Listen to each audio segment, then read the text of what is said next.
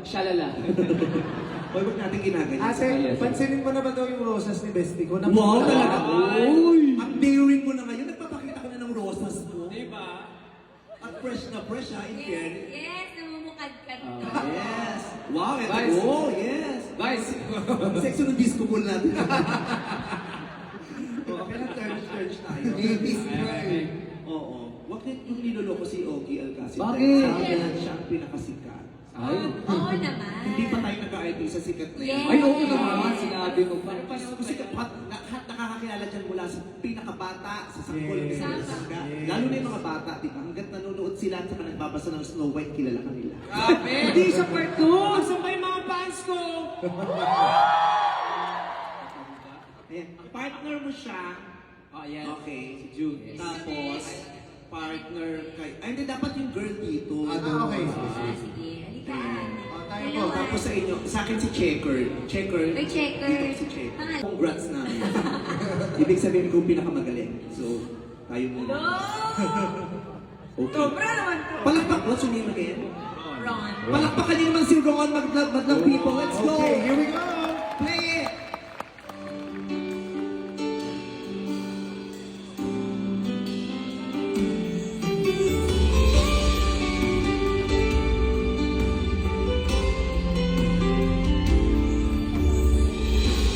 Noong akala ko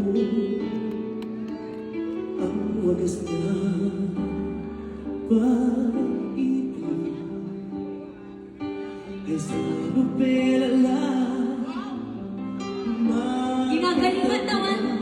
Tawag ng tanghalan ba? para magkahilang nga.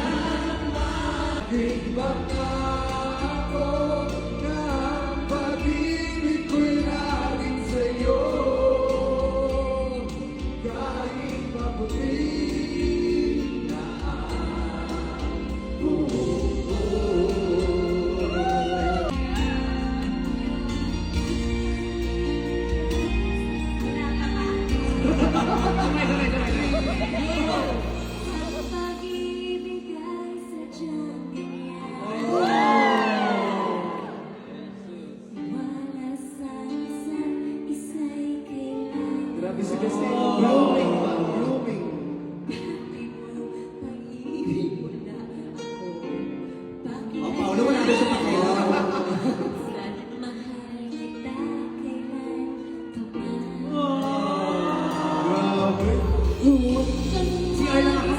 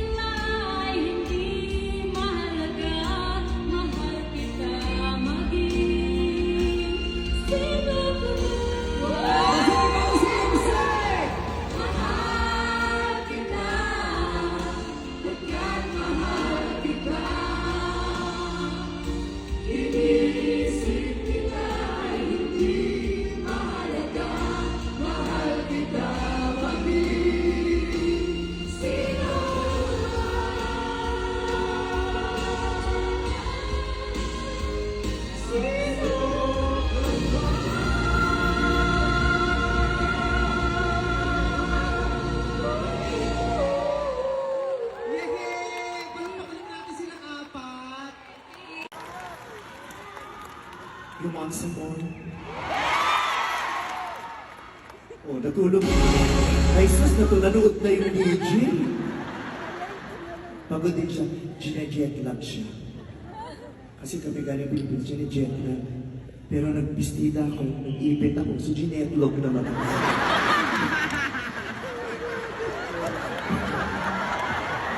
Kaya ang hirap kumalo kasi ginetlog ako. Kung naalam nyo lang ang pinagdadaanan namin mga bakla para magmukhang maganda, ma-appreciate yung existence namin. Kanina pa nga ako nakabihis actually. Kasi sabi ko, ayoko mataranta. So, opening pa lang nakabihis na ako. So, kanina pa ako nakabihis, nakaayos, nakaipid na ako. Tapos bigla ako naiihi. Hindi ako makaihi. So, 3.5 hours ko nung pinipigil to. Kasi mahirap umihi pag bakla. Ang dami mong tatanggalin, may mga buhol kang tatanggalin. Mahirap. Oo, kaya minsan, babasa ang puwet kasi yung ulo namin dito. Umihi ka, malakas ang buka, sige, alas, asak-sak sa mga ikot. Mahirap. Eh, ang hirap pag nasa ibang bansa, hindi mo ako kilala. So, hindi ko alam kung saan ako siya napupunta. Kung sa babae o sa lalaki. Pag sa babae, pag sa lalaki naman, offend lang din ako. Kasi minsan pag yung bakla, pumasok sa siya ng lalaki, nakakabisi din ang lalaki, di ba? Pag nakakita ng bakla sa siya, magagawa mo na. Alam mo, aagawin lagi. Oo. Kaya may pinuntahan akong mall dito, may gumanon talaga. Pilipino pa man din, ha? Hindi ako nakaayos, hindi ako nakilala. Pagpasok ko, yung gumanon, patukan ko mo. Diba? Hoy, gago kang makatakip ka, mas malaki pa nga ako kaysa dyan. Gago ka. Pagdaan pa ko, mukha kabayo ang ari ulyamado. Hindi naman ako makapasok ng siya ng babae kasi minsan nahihiya din ako. Kasi pag papasok ka sa siya, tapos di ba may mga cubicle, may pinto. E minsan yung pinto, di ba mataas, as kita yung paa. So magugulat sila, ba't ka na yung babae? Baliktad yung paa. Kaya pinipilit ko, gumaganon ako, so umuupo na lang ako para girl, umuupo ako. Pag upo ko naman, ano nagka-problema. Yung haba ng akin, yung ulo sumusok sa pipi.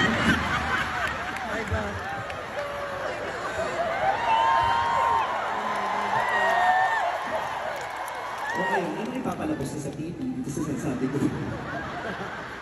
Para sa live audience lang to, di ba? Siyempre kayo ang nagbayad, kayo dapat pinakamakakuha ng mas maraming happiness, di ba? Yung mga nasa TV, libre naman yung yaman, hindi nila mapanood yung mga jokes. Pero dapat kayo lang maka-enjoy itong mga nandito.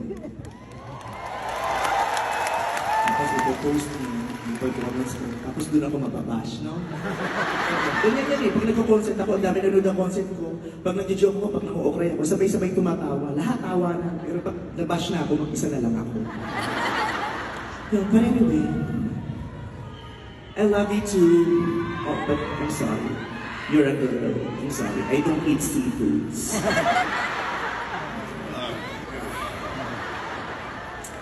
Hindi ko ma-appreciate talaga. Gusto kong maging mabait at magpakita ng pagmamahal sa mga babae. Dahil ang nanay ko, ang lola ko, ang ate ko, lahat sila babae. Pero hindi ko talaga maintindihan kung bakit yung mga lalaki obsessed sa mga babae. Sabi ko, ano bang nagugusto niya sa mga babae? Tapos, kadiri yung ari niya, parang gagambang nakatiwag. Tapos, pinitigan ko yung itsura ng ari ng babae. Kala mo lagi nang aasar, nakaganon.